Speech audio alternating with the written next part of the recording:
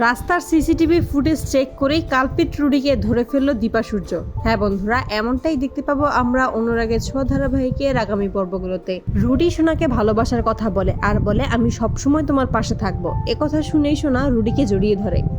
অন্যদিকে রূপা কৃষ্ণকে ফোন করে বলে তুমি আমাকে ভুলে যাও, এখান থেকে অনেক দূরে চলে যাও। কৃষ্ণ তখন বলে তুমি আমায় ভুলে থাকতে পারবে তো? আমি চলে গেলেই তো সব সমস্যার সমাধান হয়ে যাবে না?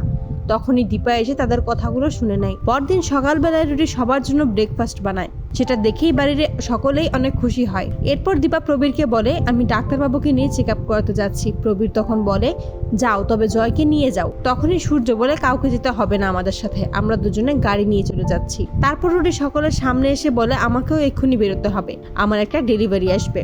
তখনই সবাই মিলে রুটিকে বলে তাহলে সোনাকেও নিয়ে যাও। রুটি তখন বাহানা করে বলে সোনা যাবে না, কারণ আমি চাই না সোনার বরণ না হওয়া পর্যন্ত সোনা ওই বাড়িতে যাক। এ বলেই সেখান থেকে চলে যায়। অন্যদিকে দীপা সূর্যকে নিয়ে ডাক্তার দেখিয়ে বেরোনোর সময় তারা দুজনেই রাস্তার ধারে আইসক্রিম দেখতে পায়। অতীতের কথা ভাবতে থাকে। তারপর দীপা আইসক্রিম কিনতে যায়।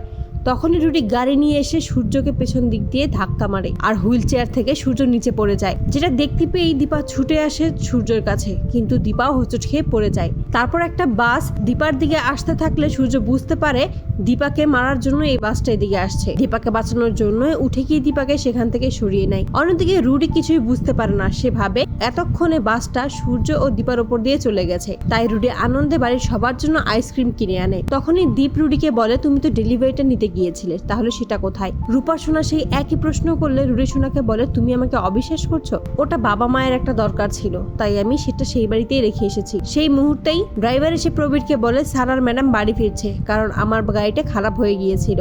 অন্যদিকে দীপা সূর্যকে বলে আপনি উঠে দাঁড়িয়েছেন নিজের পায়ে। সূর্য তখন বলে এটা শুধুমাত্র তোমার জন্যই হয়েছে। দীপা বলে আমি জানতাম আপনি পারবেন, নতুন বছর, এবার সবকিছু ভালো হবে। সূর্য তখন দীপাকে বলে আমি ওই গাড়ির নাম্বারটা দেখেছি, আমাদের এক্ষুনি থানায় যেতে হবে।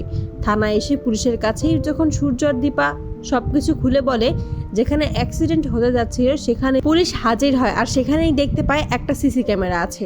গাড়িটার নাম্বার দেখেই গাড়িটা আইডেন্টিফাই করে নেয় সূর্য, কিন্তু তখনই গাড়ির পাশে দাঁড়িয়ে থাকতে দেখে রুডিকে, যা দেখেই সূর্য ও দীপা বুঝতে পারে রুডি ভালো ছেলে নয়, রুডির অন্য কোনো উদ্দেশ্য আছে, ও খারাপ উদ্দেশ্যে এই বাড়িতে এসেছে, তাদের মেয়ের জীবনে এসেছে। ড্রাইভার তখন প্রবীরকে জানায় দীপা ও সূর্যের অ্যাক্সিডেন্ট হতে যাচ্ছিল। রুডি তখন নাটক করতে থাকে দীপা ও সূর্যের ক্ষতি হয়েছে এমনটা ভেবে, কিন্তু তখনই সেখানে রুদ্রমূর্তিতে হাজির হয় দীপা সূর্য আর ওই ফুটেজটা সকলকেই দেখায়। ফেসে যায় রুডি, রুডিকে অ্যারেস্ট করে পুলিশ। তো বন্ধুরা, তোমরা এটাই তো চাও, এভাবেই যেন রাস্তার সিসিটিভি ফুটেজ চেক করেই আসল কালপ্রিট রুডি সেটা যেন বুঝতে পারে দীপা আর সূর্য। কমেন্টে জানাও।